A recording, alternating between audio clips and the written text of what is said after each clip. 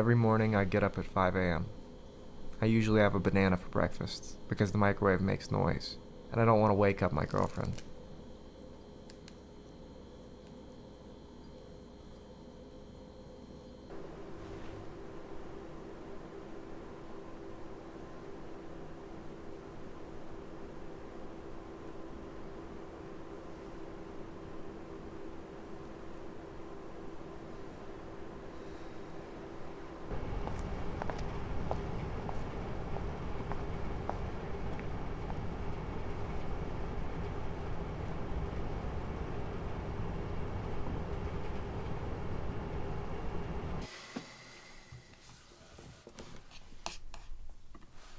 I'm working on a research project with Professor Perlman.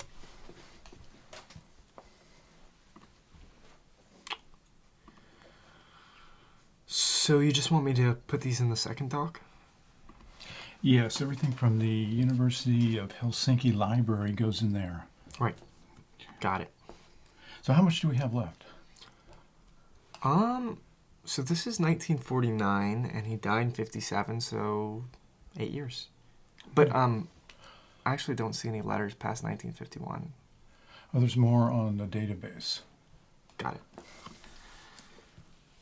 Okay, I'm gonna try to get rid of all this, get it all done by the end of the day. That's fine.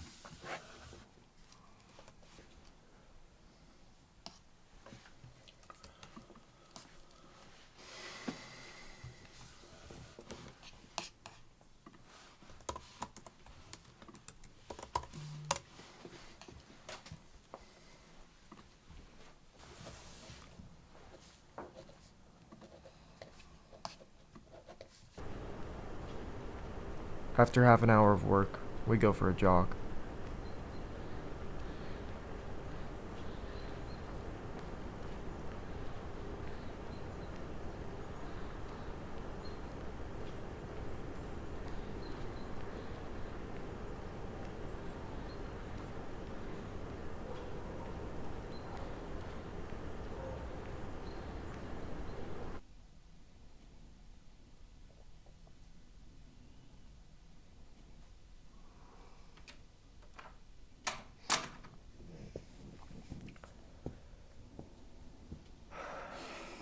Thanks.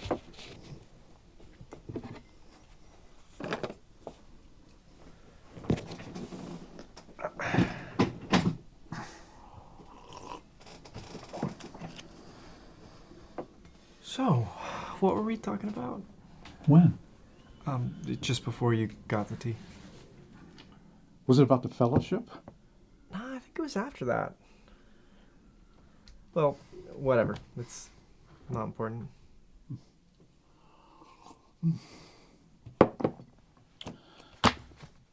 How's life? It's going well. Well, that's not a very interesting answer. Yeah, it's not. Um, Actually, I've had something that I have been thinking about a lot, and can I ask your advice? Of course. Okay. Do you know Dave Moreno? I don't believe so. He's kind of taller, first year grad student. No. Okay. Anyway, I met him this summer. He's a friend of Lucy's, actually, who I think you taught. I did indeed. Yeah. Yeah, it was her going away party. Hmm. And it was a dinner party. Everyone's chatting, and he is this very open, friendly, easy to talk to guy. And anyway, we connected there, and then, a few months later, come August, we actually, me and a few friends went camping in Oregon, Crater Lake, and Dave happened to be one of the people who joined us. So one morning, we are, deciding where to hike. Me and Dave decided to go on one trail alone, actually, and it was kind of a long hike. And it was this very foggy morning. And all these animals were out and owls and things. It was actually kind of magical. And we got into this very deep, kind of intimate conversation. Nothing crazy, just about life and the universe. And yeah, I felt really close to him then. Anyways, we get back from our trip. The semester continues. I'm seeing friends less, but I decided to go and hang out with Dave a couple more times. We got beers one time, and then we went on a trail. Do you know the Fortuna Trail? Yeah, it's a great trail. Yeah, it's beautiful. But why I bring this all up is, as I've gotten to know the guy, I don't really feel like we're a great fit as friends. And you know, he's a really nice guy and super friendly, open minded. But I think that he's maybe just a little naive. And I hate to say that. I feel like an asshole. But I don't know. We're just. It's not that he needs to change. It's just not a great fit for me. I mean, you know me. I can be a little cynical. I don't think of you as cynical. Okay, maybe not cynical, but like, you just would have to meet this guy. He's a ball of energy. And, you know, for better or worse, I don't think anybody has ever described me as a ball of energy, you know? But the thing is, I don't think he feels the same way. I mean, I think he really likes me because the guy is just constantly hitting me up to hang out. If not, you know, once a week more. And then I have to come up with excuses to you know, turn him down. But, you know, can only come up with so many excuses, right? And I just feel like maybe eventually I'm going to have to put my foot down and tell him I don't want to hang out. But then I don't want to hurt his feelings. You know, he's a sensitive guy and he's pretty sweet, and I feel like he might take it pretty hard. Also, there's just like no easy way to break up with a friend, you know? In our culture, it's like there is at least some precedence for a romantic breakup. It's not easy, but there's something there. Whereas with friendships, what? They're just supposed to go on forever or something? It's weird. What do you talk about? Well, we share a few interests actually. Like what? Um, well, we both love. I mean, I sound kind of silly saying this, but do you know the Golden Compass trilogy Is that the? with the talking bears? Yeah. uh, Yeah, I think I saw a movie of that with my niece a long time ago. oh, okay. Yeah, me and Dave talk about that a lot because we love the books, and then they have all these, you know, adaptations, and some are better than others. But yeah, I don't know if that's, you know, the deepest thing to connect about. I guess I feel like a true friendship should have more than just shared interests. Like there should be some shared sensibilities or intellectual compatibility. Is he a good guy? Yeah, he definitely is a really good guy. And you know, it's not that he's not a good guy. It's not that he's not a nice person. It's not even that he wouldn't make a great friend. And I know I sound super pretentious when I say that, you know, we're not intellectually compatible, but to be honest, I really do feel that having a friend who's an equal is important to me, and I guess I don't get that sense of equality with Dave. Like my sense of humor. Like I feel like if I just made the jokes that were coming off the top of my head with him, he wouldn't get it. And I think sense of humor is a pretty good sign of compatibility between people. I think it says a lot. Do you get his jokes? What do you mean? Well, when he says something funny, do you get it? I don't know. Actually, that's a good question. I haven't really thought about it. Maybe the situation is symmetrical. Well, it's asymmetrical in the sense that he wants to hang out with me a lot more than I want to hang out with him. And it's tough because I do honestly value my alone time. Do you think of yourself as a generous person? Yeah, I am generous. You know, because like if I wasn't generous or thoughtful at all, I would just cut it off with him and be done with it. But I don't want to hurt his feelings. That's important to me. And also, you know, I am a very busy guy right now, or at least I'm trying to be. You know, I'm trying to really focus on my work and at least finish 5 pages a day, if not more. And I just feel that it's kind of a distraction. Your relationship with him? Yeah. I think so. Am I a distraction? No, you're the opposite. I feel like our conversations, when I have them, I grow as a person. This is actually the work that I'm trying to do. And, you know, I don't need to keep going into it, but you are not a distraction. So you think of me as a pillar, and you think of, what was his name again? Dave? You think of Dave as a decoration, something that can be added or removed without changing the core, as Aristotle would say, an accident. Well, yeah, I mean, don't you think some things are more essential than others? Most people would say friends are essential. You don't think there's any element of like just comfortability? Because for me, as I've gotten older, I just feel like it's really important to choose growth over comfort. I don't know. I guess I feel like with Dave, I'm seeing this pattern that reminds me a lot of my old friendships from high school. Because we would all hang out, we'd smoke weed, listen to music, whatever, and it was great, and they're great memories. But I don't think I was really growing. How many friends do you have, Robert? I hang out with Ira all the time, and yeah, I mean, we're more compatible for sure, and we're still very different. I mean, he's his own person, but he's more like me. We can talk about stuff other than the Golden Compass. I have you. I talk to you. And you think we're intellectually compatible.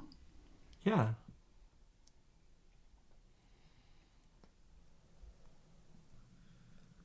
I'm sorry, I can't give you a more concrete No. answer. No. It's okay. I need to figure this out on my own, I think.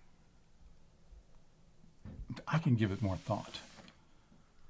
Nah, I mean, don't worry about it. I'm sure you have much more important shit to spend your mental energy on. Like what?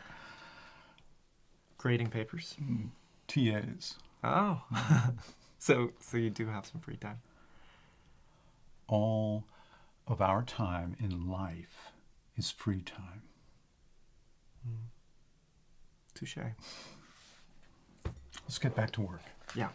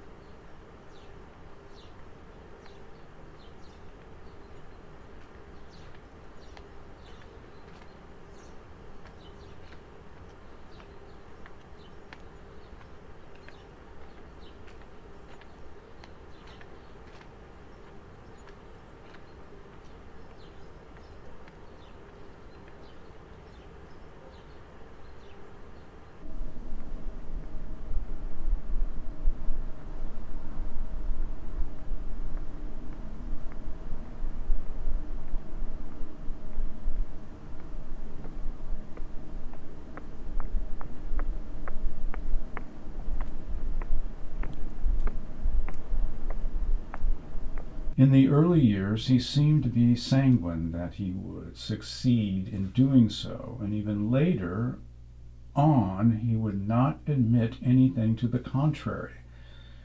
In the autumn of 1949, he emphatically said to me, "I'm certain that I shall write a work before I die.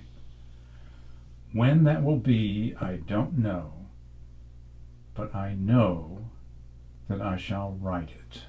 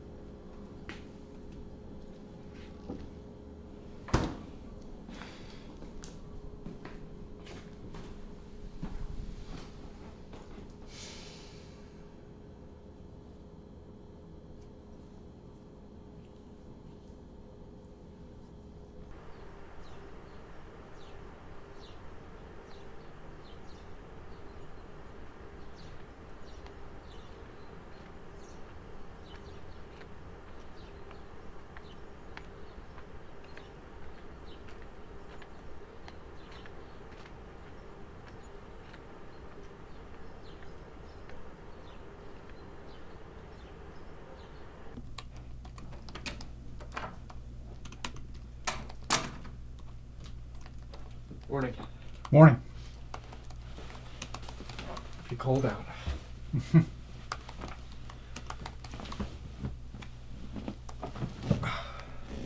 So, are all your TAs striking or what? Yeah, all three of them. Pablo, Helena, Jin. I'm going to have to switch to a multiple choice test for the final. Are you worried about cheating? You know, because it's all online, so... Unfortunately so.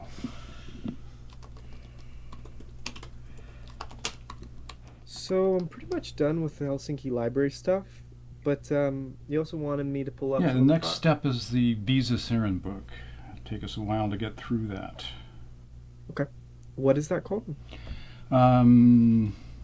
Sibelius Through the Eyes of His Contemporaries. I have a copy of it at home.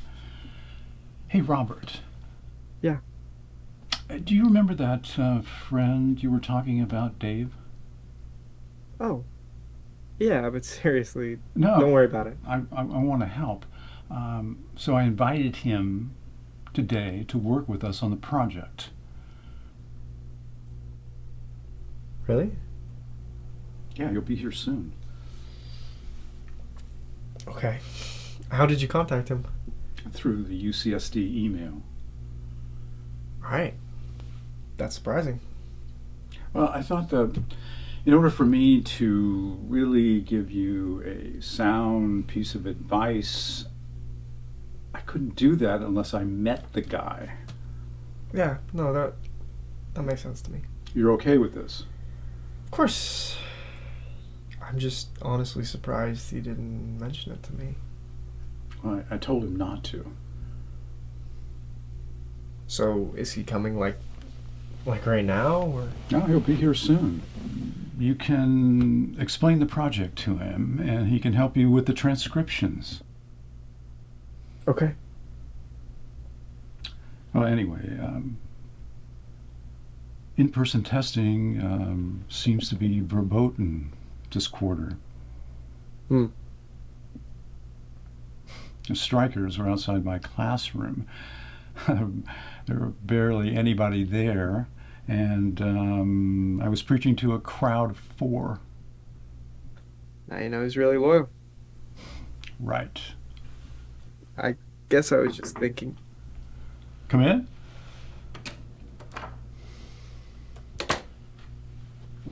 Hey guys, Hey, Dave.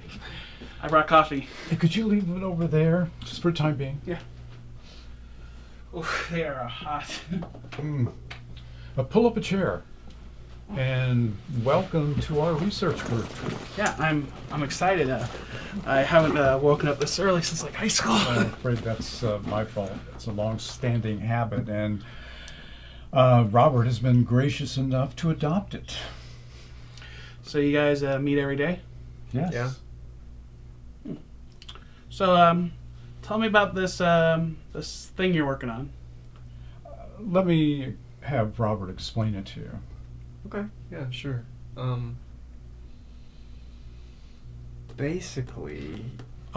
Yeah, go ahead. Oh, did you want your coffee, by the way? Oh, no, that's okay. Okay. Usually we go and get tea after we jog, so. Oh, you guys run every day? Yeah. Yeah, after we work for a bit, we take a jog around 6 Market. It's kind of like a way to get the blood pumping, you know. I love running. I did a turkey trot actually last October, and I got a medal. It was for participation, but still, it was really cool. It had a turkey on it, and yeah, I mean, I'm down for running too. Oh. Cool. So anyway, tell me about the project. So Gene Sibelius was a great composer from Finland. You know, he's probably... You know what, let me just pull up a picture really quick. I feel like it helps to see his face.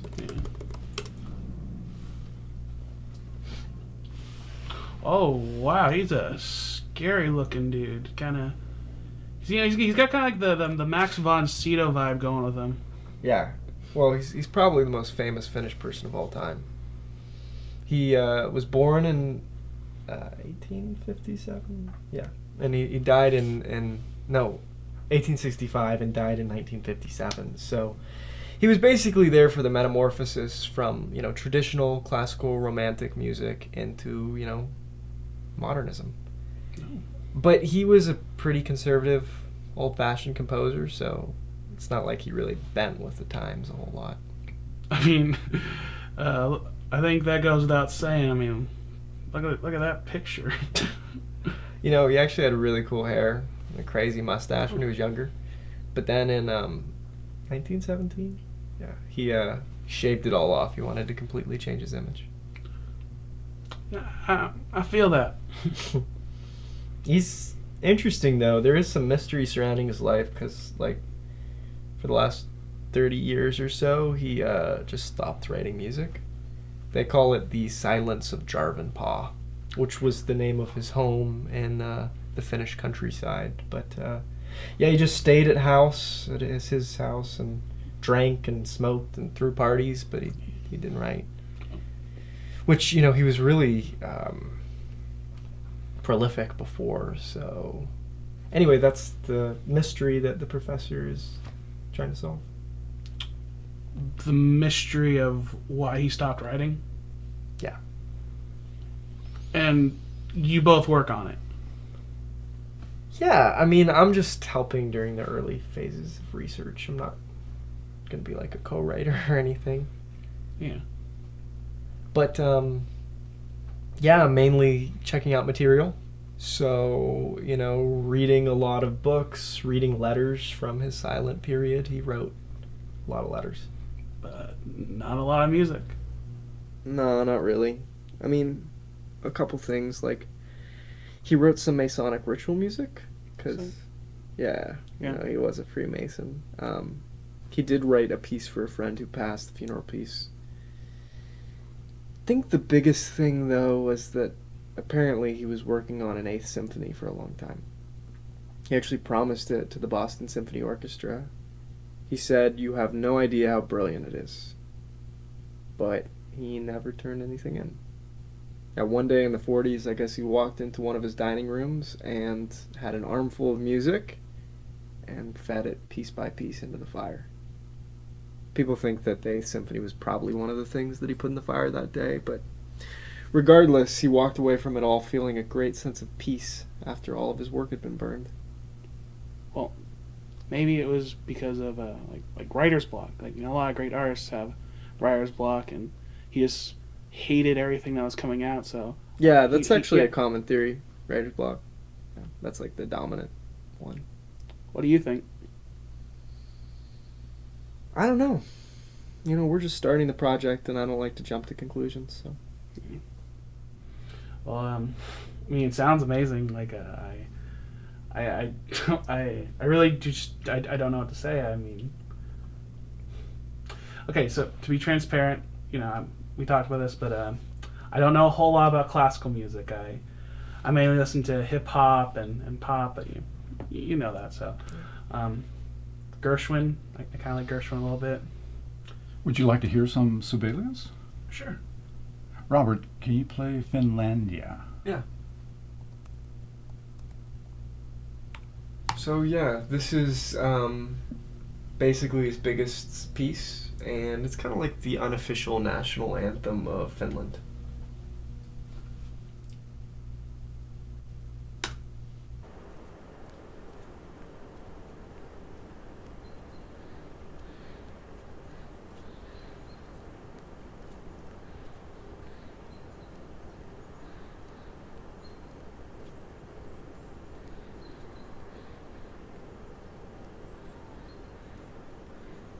Yeah, but I thought you wanted to, stand out. Good point. Good point. How do you take your tea, Dave? Oh, milk and sugar would be great. I could probably help you find a spot. I mean, I'm not a expert with photography or anything. I just know some basic stuff, but yeah.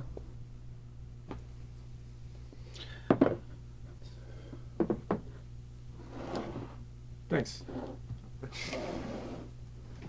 So, is it good? Yeah, I actually don't really drink tea, but I like it. It's good. Good. Glad to hear it. So, how do you like our project? It's really interesting. I can see from reading all the letters why you want to write a book about the guy. Yeah, people have written books about Sibelius, actually, just no one has written a book about this mystery. Yeah.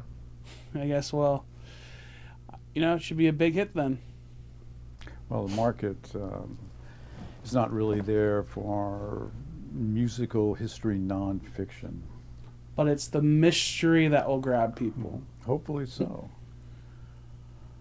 So, Dave, you have any answers Answers for what? for the mystery? Oh, I don't know. I think that's a bit of a tough one there. Do you have any ideas? I mean, okay, so I think, okay, this is really tough. Okay, this is gonna sound stupid, but I think, what if the Freemasons were involved with it? Yeah. So hear me out. Like how you've told me, like, he was a Freemason and stuff, and like, what if it was the Freemasons that like captured him and like they regulated what he could write or put out to the people, and then for the last 30 years they didn't want him to write anything, like Scientology, like like how in Scientology actors, like, they can only do certain roles or marry certain people because of the faith. That's an idea. So anyway, tell me about Sibelius. Well, he was a Finnish nationalist. Do you recall that piece that Robert played for you earlier? That was a protest against the Russian government, which was constantly threatening the Finnish homeland. He was actually on good terms with the Nazis because the Nazis were enemies of the Russians. He received an Aryan certificate from Adolf Hitler himself. Yikes. Well, it's something to know. His musical reputation was divided. In America and England, he was one of the most famous and beloved composers. In Europe, he was seen as a hack. The modernists, Webern and Stravinsky, they were the cool kids. Sibelius was old-fashioned. And you prefer that? As time goes on, I think we learn to appreciate both. He was also an alcoholic and a heavy smoker. He was often in debt. He was sick a lot of the times, but he had to give up drinking because of the sickness. Well, maybe that's the answer. He was a drunken master. He can only write when he was drunk. He ended up living to 91, even with all the smoking and drinking. He said, "All the doctors who forbade me to smoke and drink are now dead." Fucking baller. What about you, Robert? My theory? Yes. I do have one, but do you want to hear it? Of course I want to hear it. Okay. Yeah. So this idea sort of struck me when I was listening to the Fifth Symphony, actually. At the very end, there's that spot where just like all these staggered quarter note chords, and there's a couple measures of silence between each one. It goes like bum, bum, bum. And I had this light bulb moment because, I realize most people, when they listen to the piece, they probably think that the final chord, that E flat major chord, is the end of the piece, right? But what if the silence that comes after that chord is also a part of the piece, Because, after every single one of those chords at the end, there is a period of silence that comes after, so why wouldn't there also be a period of silence after that final chord? Just because it's the end of the piece, there's no silence? I don't know, I think that it kind of implanted this idea in my head of, like, silence being its own sort of music. And I also started to notice this pattern in Sibelius's work too, I think, which is that it gets simpler and simpler as it goes on. Like each piece literally gets shorter and shorter. The Seventh Symphony, which is his last piece that he wrote, or at least last symphony he wrote, was only 20 minutes. And also, it's formally stricter too. It's less romantic. It's like he was compressing the musical form. So yeah, my theory is, I feel stupid now saying it out loud. My theory was that there is actually an Eighth Symphony, and the Eighth Symphony is the final 30 years of Sibelius's life. Because even what you were saying the other day, the assistant, like him telling her that he was going to complete a great work before he died. I feel like he was kind of right based on this theory. It's just that he didn't complete a great work before he died. He completed it with his death. Do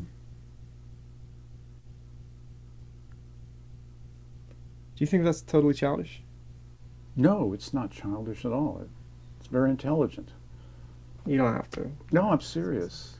One of the leading Sibelius scholars, James Hepikowski, basically said the same thing as you did, that the silence was a natural conclusion to Sibelius's career. James Hepikowski? Yes. He's a friend of mine. He teaches at Yale. Wow. Okay. It's very impressive that you arrived at the same idea. I think it's great. Thanks. You know, Dave, we actually have footage of Sibelius at his home in Yarvipah. They had cameras back then. Well, this is from the 20th century, when he had already stopped writing. And you own this footage. It's on YouTube. Do you want to put it up, Robert? Oh, yeah. It's footage taken by a documentary team during the silence. The girls you'll see are his wife and his 2 daughters. 1 second.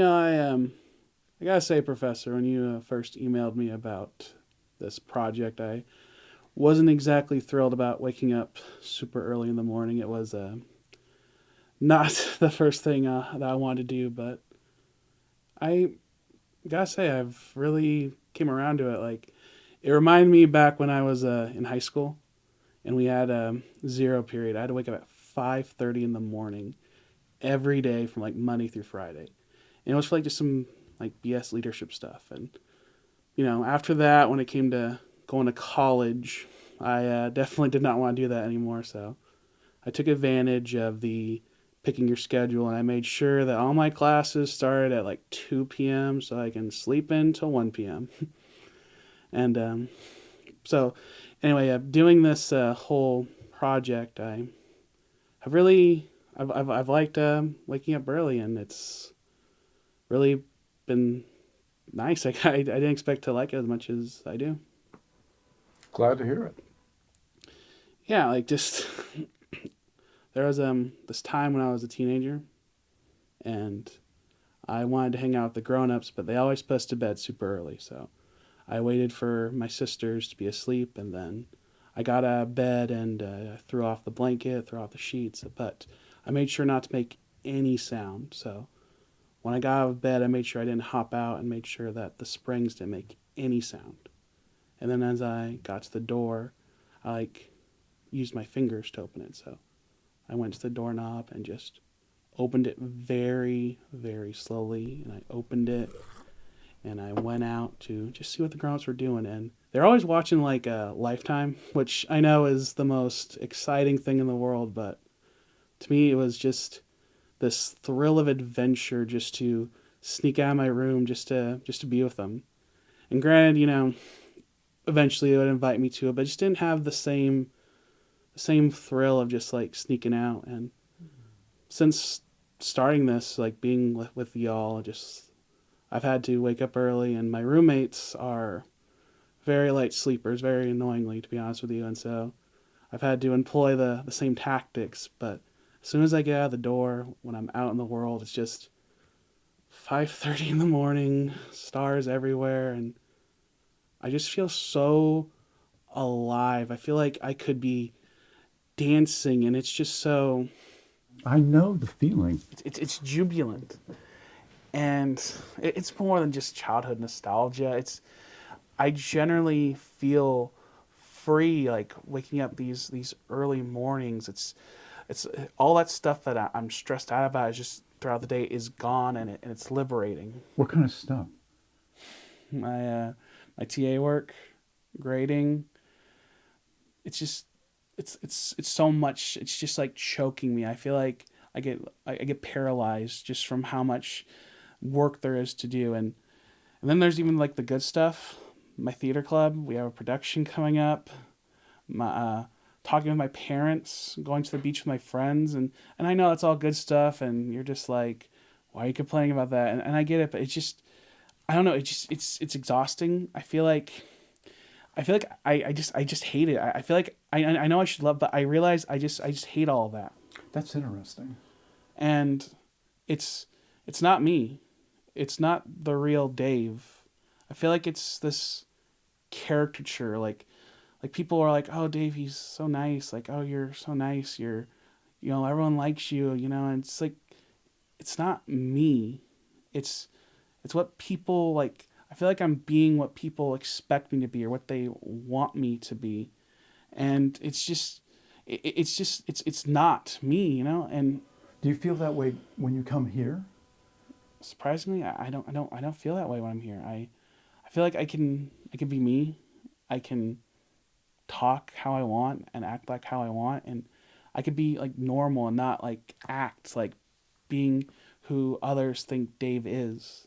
I can be myself and just or I feel like it's I know that stuff is a part of me, but I feel like the real me is just like Hiding from the exterior?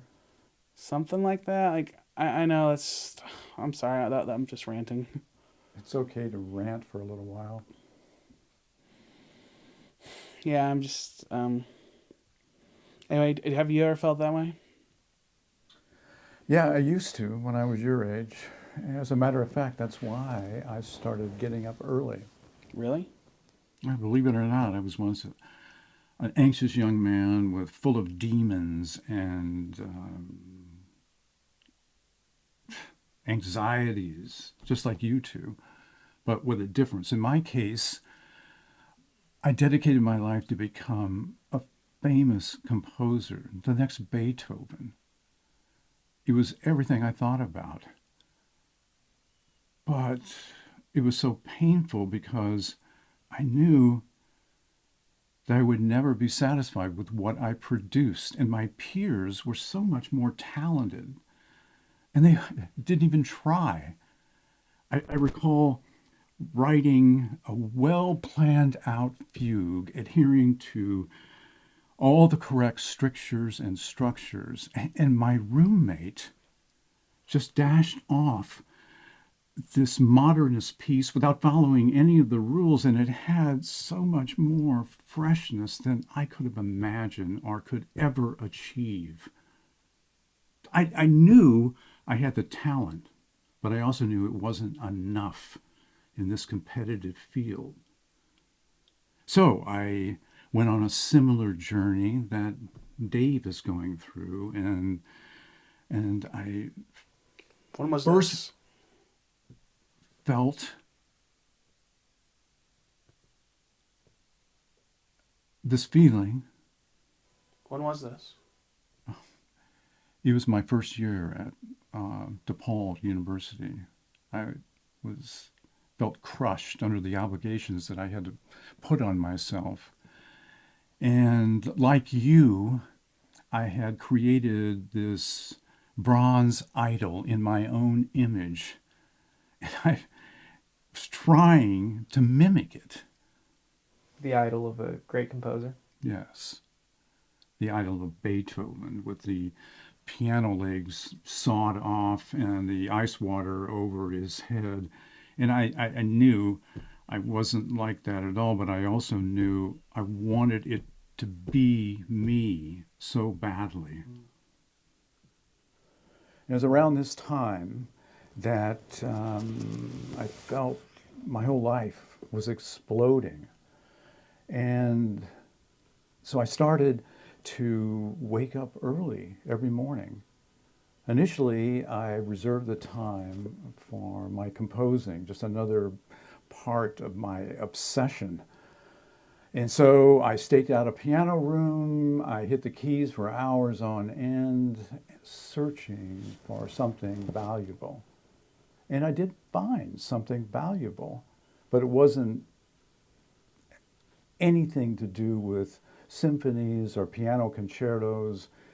It was the feeling of detachment, of tranquility, of authenticity, the feelings that Dave was talking about. It was an escape from the constant striving that defined my personality. I could see the distance between me and the version of me that I had created.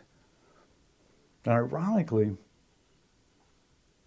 those early morning times led me away from composing. I started going to the library and giving up the piano room. I read for hours upon hours while the campus was asleep. That was my path into what I'm doing now. Wow. You never told me that. I would love to hear some of your compositions from that No, time. you wouldn't. No? No, they were so goddamn boring. And besides that, I think I lost most of them. I thought you were a hoarder. I mean, Well, no, I only hoard what I think is worth hoarding. it's not a true hoarder. I actually disagree with what you were saying, Dave. What? Yeah. Yeah, about, this like being the true you and your normal personality when you're out living your everyday life, that being the fake you. I think it's probably reversed.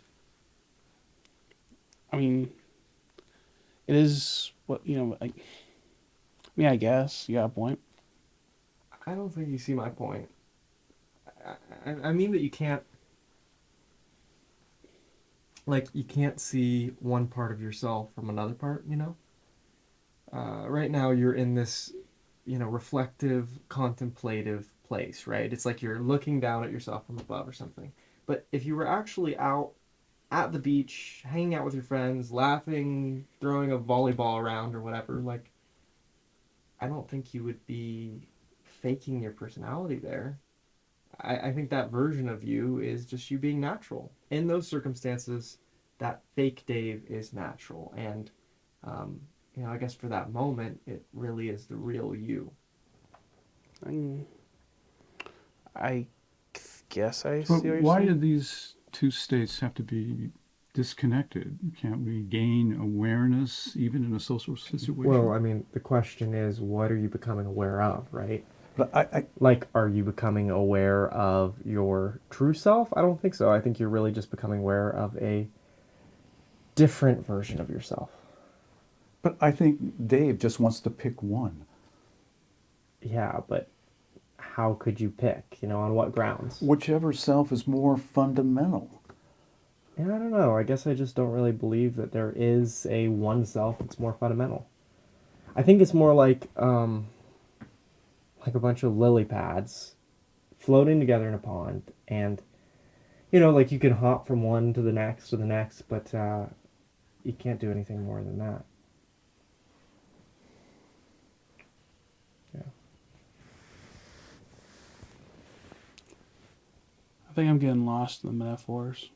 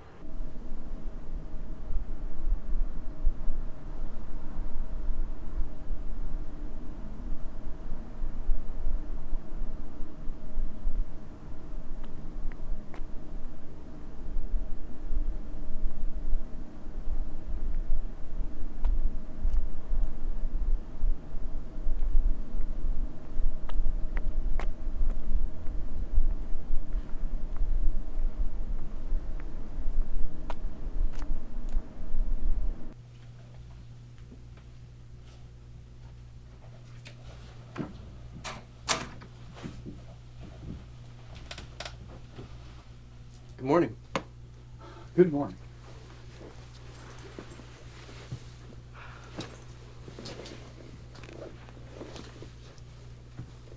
You don't like to listen to music while you read? No, do you? Sometimes. Well, I used to. Yeah, I would put on a record and light incense and set the atmosphere. What kind of records? Debussy's Preludes I listened to a lot, and I also had a couple Brahms records. I love some symphonies, and then his double concerto. But you stopped. I did. Mhm. Yeah. I found it was distracting me. Mhm. Cause like I'd be listening to the music and I couldn't fully invest in the reading. I think I had this very romantic idea of like reading literature and listening to Brahms, and the reality is that silence is really the best accompaniment.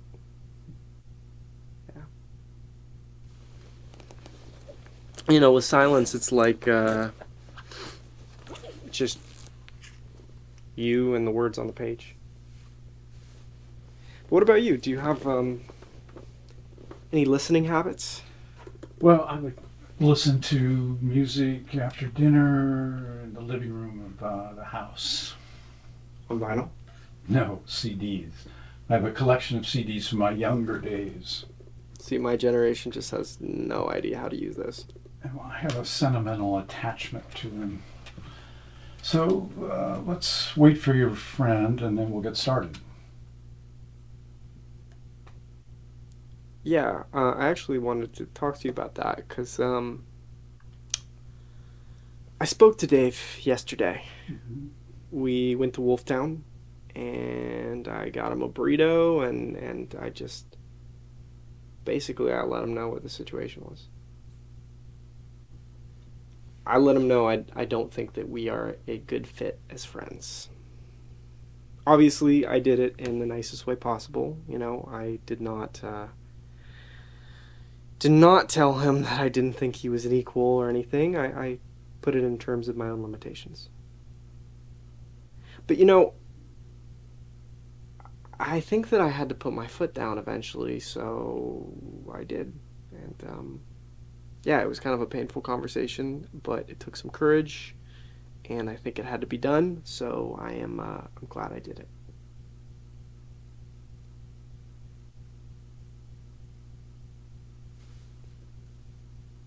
So yeah, I don't think he's gonna, he's not gonna be here today. What makes you think you had the authority to make that decision? I don't know. It's my life, right? So It's not your study research group. okay. I didn't realize that you wanted him for research purposes. I I mean, invited him to that- work with us. well, I'm sorry. I didn't realize you cared. Which, is not to say that I don't care, because I 100% do. Is that how you treat people that you care about, and you invite them to lunch and you say to them you never want to see them again? No. Well, Professor, that's also not how I put it with him. You were smiling when you came in here. But Yeah. I don't know. Am I supposed to be sad forever? you were never sad. You were relieved. Okay, well, he was starting to really get the wrong idea, and I think that I had to say something sooner than later. I think it's really important to be honest, no?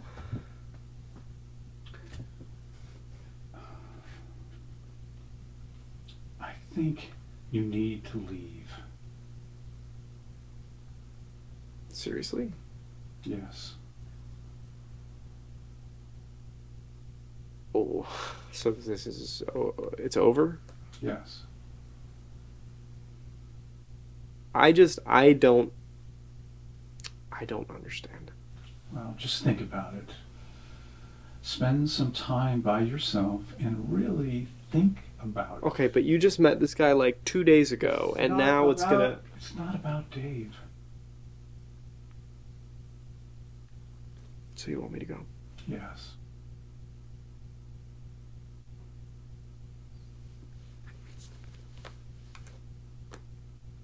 And you don't want me to come back? I'll let you know if I want you to come back. Alright.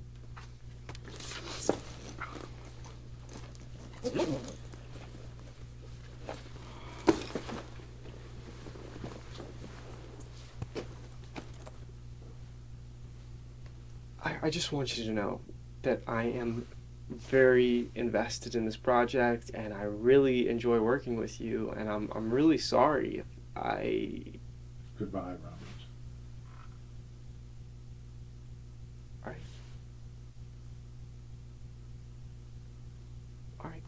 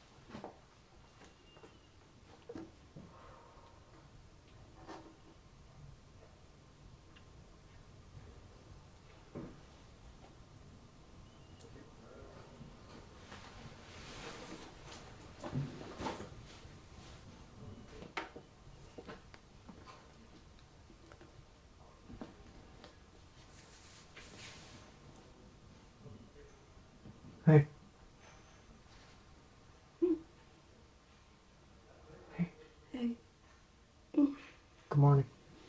What time is it?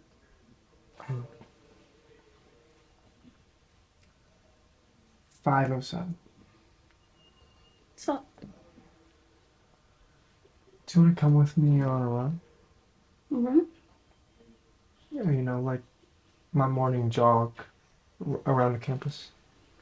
Don't you have a meeting with Professor Pullman right now?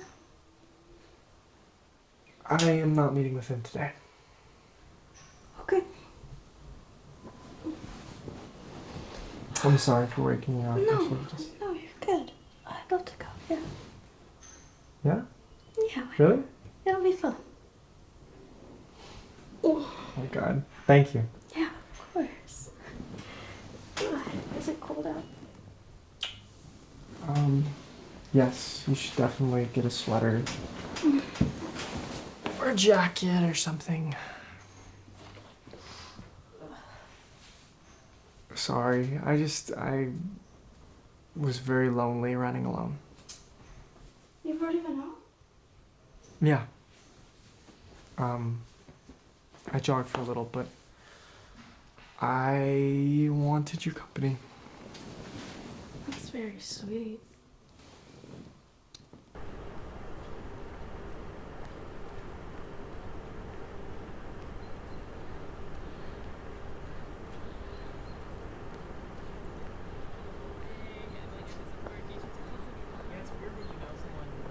And so I'm standing there, listening to her. She's screaming louder and louder. Meanwhile, in the background, the numbers are growing and growing and growing in this German ominous tone. And then I could hear the sound of a bomb whizzing from above. And as soon as it touched down, I woke up. I feel like the German thing and the prayer thing are definitely related. Yeah. Actually, I think you're right, because I used to have this German class in high school. I actually took it for a few years, and I swear I always felt like this imposter. I mean, beyond being Jewish, I just felt like, I don't know, I didn't really know the language. And I guess as I think about it, I felt the same way about my religion, too. Like an imposter. That's interesting, because, I don't know though, then why was I worried about my brother and my father too? I think Wouldn't I just be worried about me? I think you shifted your anxiety onto them. What do you mean? Like, it was easier to put the anxiety and the worry on somebody else rather than hold it for yourself. I could see that, but then why wouldn't the whole thing be about them? Why would I be nervous about the blessings? That part was all about me. Well, maybe your brain started there, but then decided to switch it up. Oh. Okay. I don't know. I don't know what it would even, look like for an interpretation like that to be correct or incorrect. I think it's correct if you feel like it's correct. You sound like a modern philosopher. Good to know I'm backed up. Yeah, you are. Didn't you tell me once that you never remember your dreams? Yeah, I never do. That's weird. I wonder why. Did I tell you that I had sleep paralysis when I was a little girl? I don't think so. I even had hallucinations of the little monsters by the bed. It was terrifying. It was probably one of the scariest things I've ever experienced. But it got really bad, and my parents decided to take me to a therapist for it, and they put me through sleep exercises. They had me focus on lifting my fingers, right? So my thumb and then my pointer finger, one at a time. And they also had me do these sleep studies where they would have me sleep during the day and then they would study my eye movements. Did it work? Yeah, I was completely cured, but it had the side effect that I haven't remembered a dream since I was maybe 6 or 7. Do you ever wish that you could remember your dreams? I think it's like being blind. I don't know what I'm missing.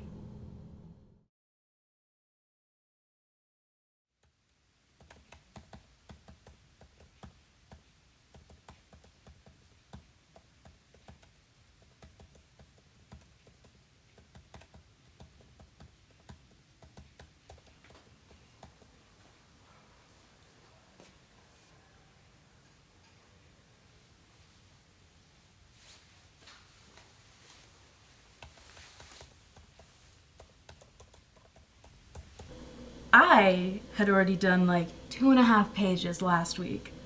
And she did all of her slides last night and then texted me this morning and was mad because I hadn't finished my part yet. And I've been waiting on her for like 2 weeks. Why does he always partner you with her? I don't know. But I'm starting to go a little crazy over it. Yeah. Because I like her, I don't want to rat her out, I don't know what's going on in her life, but...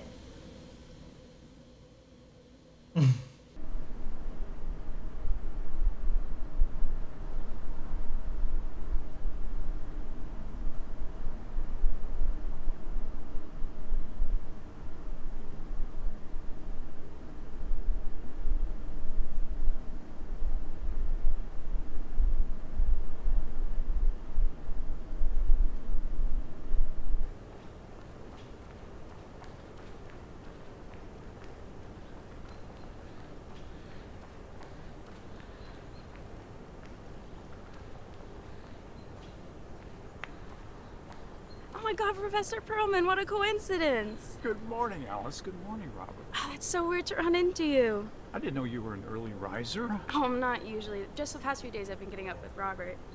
It's been so long, though. It has.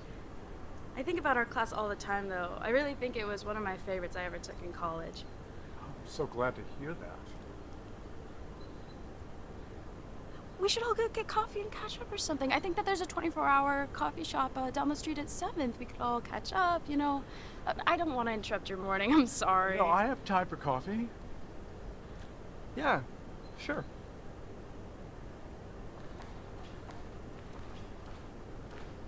You mean the best of times? Oh, I don't know about that. I'd still have to give it another shot. I really like how peaceful it is this time of day, though. There's nobody drunk stumbling home from parties. It'd be the perfect time to get away with a crime. You mean kind of a heist? Yes, exactly. I always wanted to commit a heist. Ooh, what would you steal? I actually don't know. And it does not matter, but I would have to catwalk across a windowsill. Yeah, I used to do that when I was a kid at my old apartment. Really? Okay, so you have practice. Yeah, I guess I do. It's been so long, though. I'm sorry I never stopped by. How have your classes been? Oh, that's okay. They were fine. But the most memorable time. Oh, wait, why aren't you guys working on the book right now? Oh, we We didn't Yeah. finish it. We were just taking a break. yeah. Oh, okay, for midterms? No, we're just working too hard, and sometimes you need to take a sabbatical. Oh, okay. How far in are you guys? Well, we're just still at the preparation stage. We finished cataloging all of Sibelius's correspondence to his wife and others, and to some American conductors and musicians from 1926 to his death. And I'm working on a musical analysis of Tapiola, his last piece. And then I'm going to head off to Finland for the summer and visit Järvenpää, where he lived. Oh, that's really cool. Robert doesn't tell me anything. You I mean- don't? Well, I just like to keep my mornings and my day separate. Why is that? I don't know. I think I've just always had this compulsion to keep separate stuff separate. Yeah. Like when I was a kid, my parents would just like plop on each dish one on top of the next. So the mashed potatoes and the green beans and the barbecue sauce were all stewing together, and I found it very gross. I like to keep things neat and separate and in their own corners, and sometimes they even get another plate to do it. So He still does it. yeah, I do. But I mean, you should get that, Professor. Like, you are a private person. Don't take me as a role model. Yeah, but I just mean that you would probably understand what I mean when I... live alone. That's okay. I like how secretive Robert is.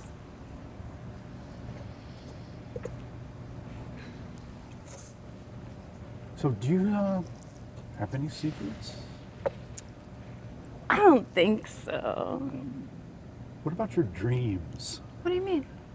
Well, one time during our office hours, you told me you never remembered your dreams. Oh, I guess that's right. Yeah, that's so funny. Robert and I were literally just talking about that the other day. Well, you know, your dreams are a secret, even to yourself. I guess you could say that, but I also might just not be having any dreams. Everybody has dreams. I don't know. How could you know that?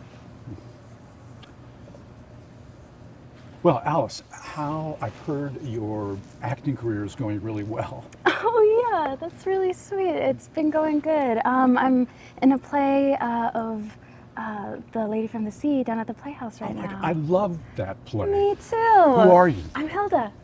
It's fantastic. But you know, I still remember you could have been a composer, and you still can if you wanted to. Oh, I don't know about that. I don't know about this. Oh, well, you remember I played the piano. Yeah, but I didn't know that you compose. Well, you remember sophomore year I took Muse 33 with the professor? Yeah, that's right. Yeah, I was doing do. that. Was she Oh, she was a star of the class. I still couldn't. I was shocked that she told me that she wasn't a music major. Wow, I didn't know about any of this. So you have some secrets? I don't know. I don't feel like that's much of a secret. I think that you thought that my compositions were a lot better than I did. I always did.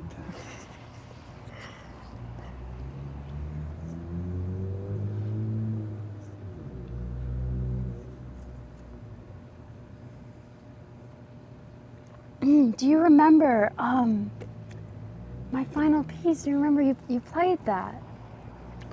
You know, I still have it on my phone. Do you actually? Could we hear it?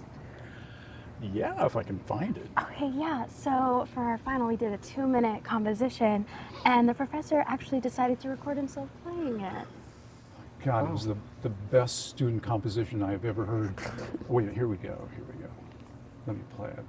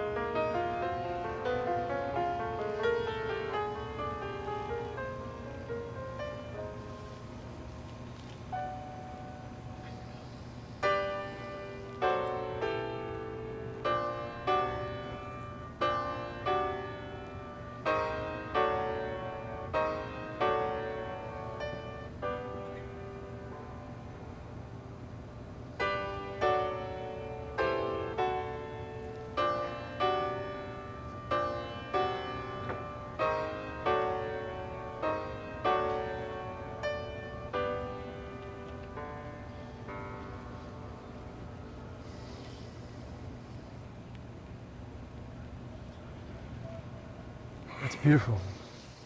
It's a little worse than I remember. It was better than I remember.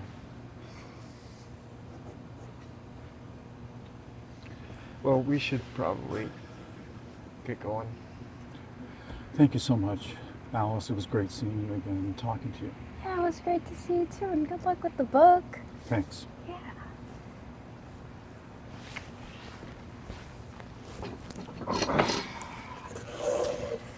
Goodbye, Rob.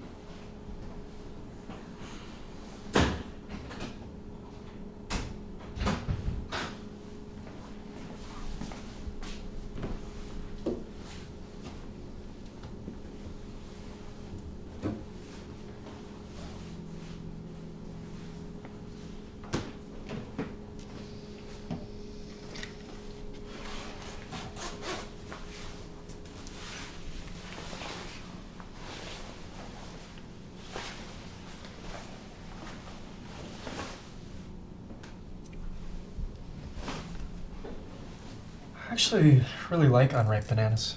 Yeah, me too. I feel like you can still taste the plant in them. Is that all you're having for breakfast? Do you disapprove? No, I just thought you were trying to gain weight. You want me guzzling protein shakes and eating raw eggs and things? That's not what I said. I just thought it was your New Year's resolution. What's yours? I can't tell you. Why not? You're not supposed to tell people your New Year's resolutions. I think that's birthday wishes. I think you can definitely tell people New Year's resolutions. Not in my family. Your parents told you can't tell people New Year's resolutions? Ever since I was a little girl. I don't know if I'll ever understand your family. You gotta try this orange juice.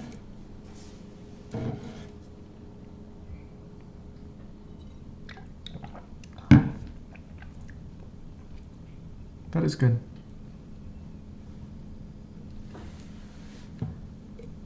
Your piece was amazing. I don't know about amazing. I think that the ending was good. It is ironic that I'm super into music and you're the one with all the talent. I wouldn't say that. I mean, you have to give a lot of credit to the professor. It's strange that he played that piece. I don't think so. I think he just liked it. Hmm. In my experience, professors don't usually, get involved outside of class. I think that's just because you didn't go to office hours. That's true.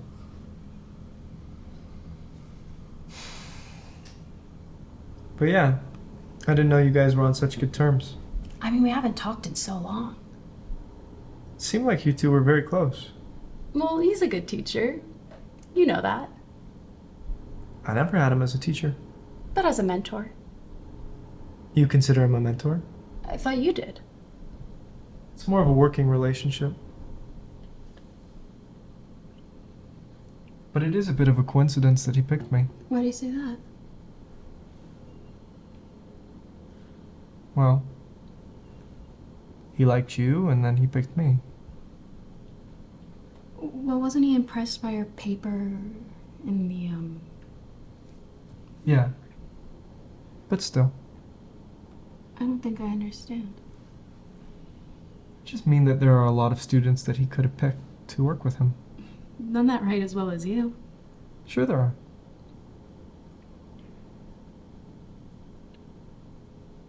Is everything okay?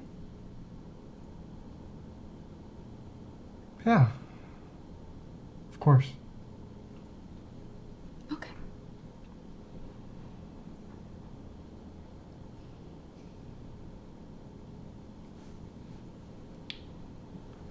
Nothing ever happened between you and the professor, right? Between me and Mallory? Yeah. No. Okay. I'm sorry I asked. Did he say something? No? Then why did you ask? I'm sorry I asked. But what made you have that thought? Just the way you two were talking to each other. We were being friendly. Yeah. I know. Sorry about that. Do you believe me? Of course. Okay. You know that I love you, right? There's nobody that I love as much as you. I love you too. Come on, it's Saturday. Let's go back to bed. Good idea.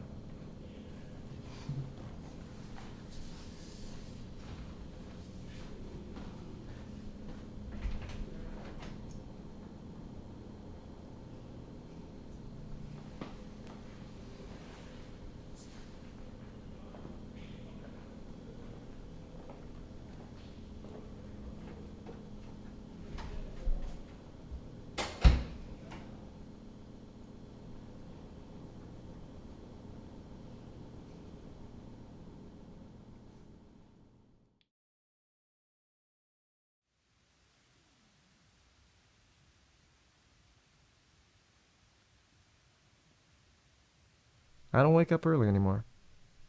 Now I like to sleep in.